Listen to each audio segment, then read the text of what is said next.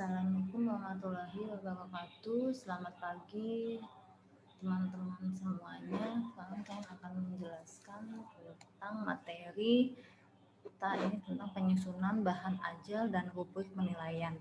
Materi ini dibuat oleh Dr. Syihabuddin Said MSI. Oke, kita apa sih definisi dari bahan ajal tersebut? Bahan ajal adalah suatu materi perkuliahan atau pelajaran yang disusun secara sistematis sebagai sumber belajar untuk mencapai tujuan pembelajaran. Jenis bahan ajal banyak sekali jenisnya, mulai dari bahan ajal cetak, audio, visual, dan multimedia interaktif. Pendidik dapat menggunakan proyektor, laptop, website, media sosial, dan masih banyak lainnya dalam pembuatan bahan ajal tersebut. Namun dari keempat jenis bahan tersebut, bahan ajal yang paling relatif mudah digunakan adalah bahan ajal cetak.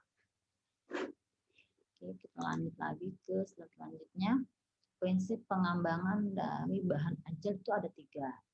Pertama, relevansi atau kesesuaian. Jadi bahan ajal itu harus relevan dan memiliki keterkaitan dengan pencapaian mata kuliah yang diajar oleh dosen tersebut. Lalu konsisten itu atau keajengan.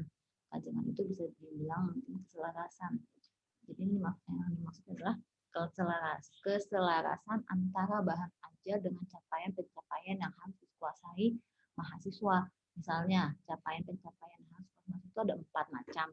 Maka bahan ajal yang harus diajarkan ke mahasiswa tersebut juga harus meliputi dari 4 macam tersebut.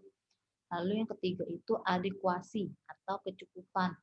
Maksudnya adekuasi itu adalah cukup memadai dalam membantu mahasiswa menguasai capaian-pencapaian yang diajarkan oleh dosen tersebut.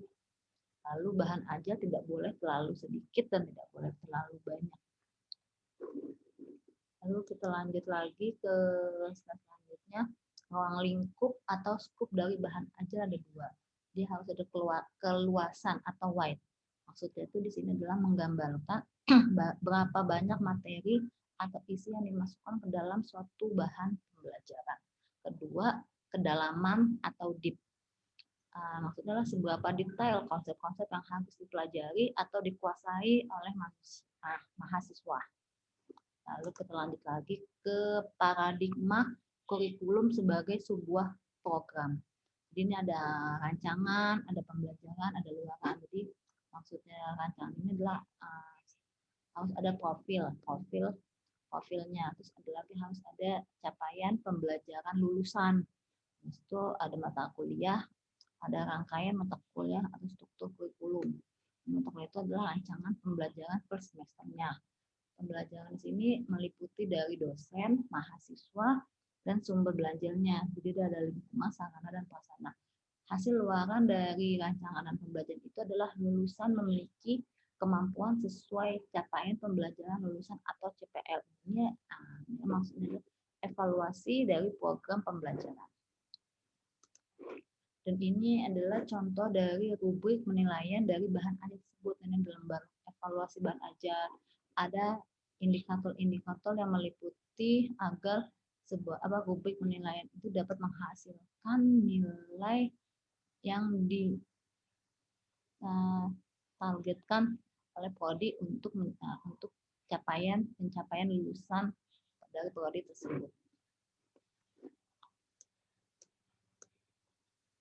Lalu penutup dari evaluasi ini adalah dari bahan ajal ini adalah evaluasi buku ajal itu diperlukan untuk menghasilkan sebuah desain bahan ajal yang baik dan meningkatkan kualitas dari pembelajaran dalam mencapai capaian pembelajaran lulusan.